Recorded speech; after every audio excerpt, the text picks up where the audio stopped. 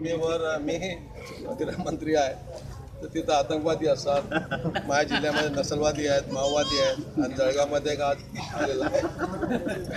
कोणालाच घाबरत नाही बाबा. त्यांना आम्ही आतंकवाद्यांना अण्णा म्हणतो, दहशतवाद्यांना ते शंकर अण्णा आहेत.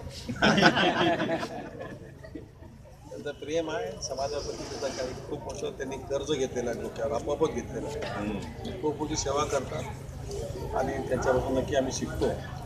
मी मान्य करतो की त्यांनी मला विषय दिला होता आणि तेव्हापासून मी लोकसभेत विरोधी पक्षाचा विषय मांडलेला आहे. जवळजवळ विषय तो आलेला असताना काही काही ठिकाणी थांबतो. हे मान्य केलं पाहिजे सरकारने आणि आम्ही की 18 वर्षानंतरही मतीमंदच असणार.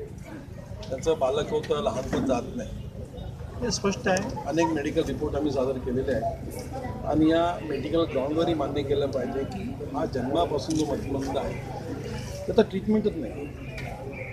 म्हणून त्यांना आपण मरेपर्यंत